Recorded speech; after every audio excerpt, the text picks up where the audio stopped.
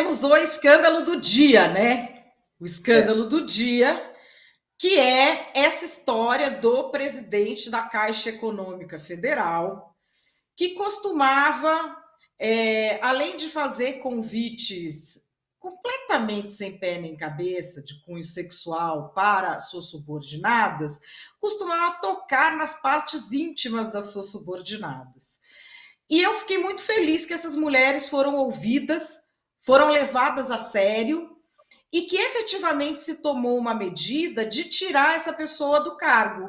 Porque eu já passei por isso e ninguém acreditou, ainda coberta, o cara está no mesmo lugar, quem teve que pedir demissão fui eu. E são pessoas vingativas, que você não sabe até onde vão. A gente fala de assédio sexual, até uma amiga minha falou assim para mim, não, mas esse cara tem dinheiro, por que ele não contrata uma prostituta? Porque assédio sexual não é crime de sexo. Não é atração sexual. Assédio sexual é um crime de poder e humilhação. Ele utiliza aquela situação para humilhar a mulher. Um homem que tem interesse sexual, ele quer a reciprocidade. Ele quer a reciprocidade desse interesse. O assediador, não. Quanto mais horror a mulher tiver aquilo que ele está fazendo, mais ele vai fazer. E a gente tem um vício no Brasil que é de naturalizar isso. Pode ver, pergunta para o seu círculo de amizades, para sua família, mulheres da sua família.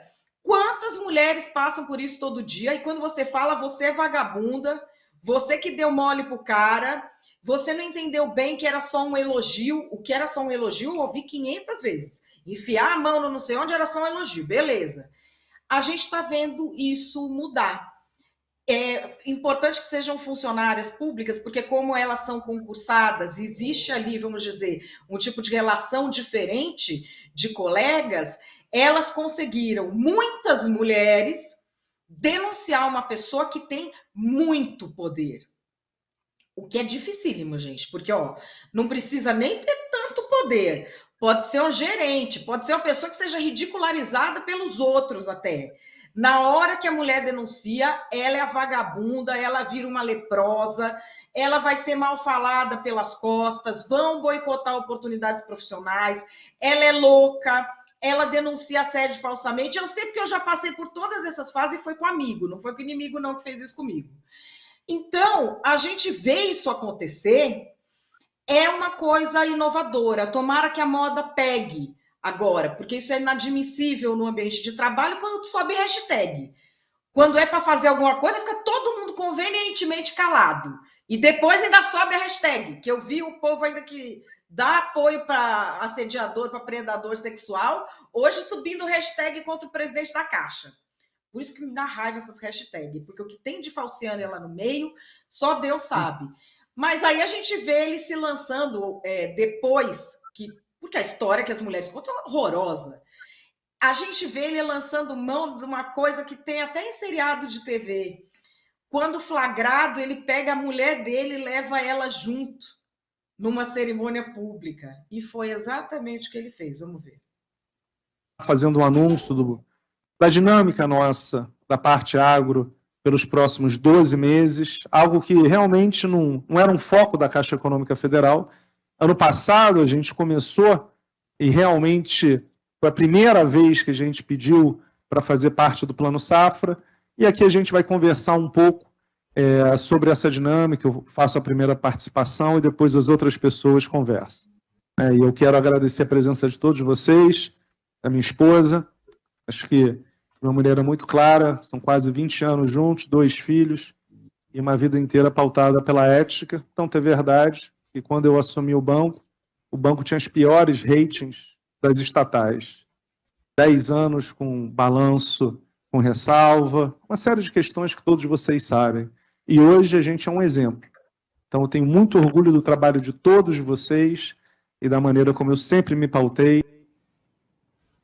Ele falando aí da vida pautada pela ética e em depoimento.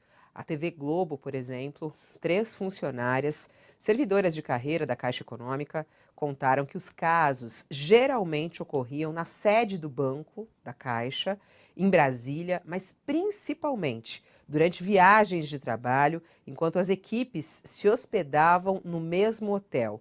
Em entrevista à TV Globo, uma das denunciantes disse que entre um abraço e o outro, o executivo e aliado do presidente Jair Bolsonaro tocava em seus seios e em outras partes íntimas.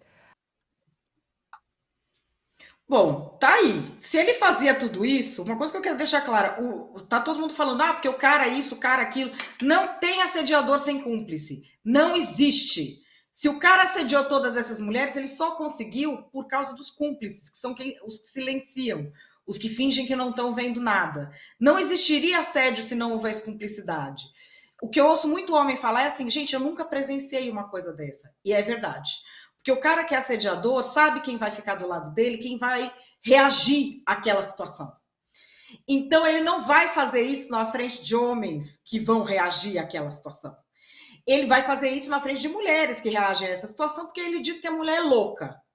Foi muito provavelmente o que ele tentou fazer, porque ele está falando de uma coisa, eu me orgulho da minha ética, relacionando isso a rating do banco e levando lá a mulher e os filhos dele, que é o que praticamente todo assediador faz. São diversos relatos de mulheres e várias pessoas do banco também dizendo que todo mundo sabia. Porque quando surge uma história dessa, todo mundo sabe. Todo mundo sabe. E depois banco escandalizado. Então, que seja o início de algo diferente e que, assim, os assediadores ponham suas barbas de molho, porque o mundo está mudando, né?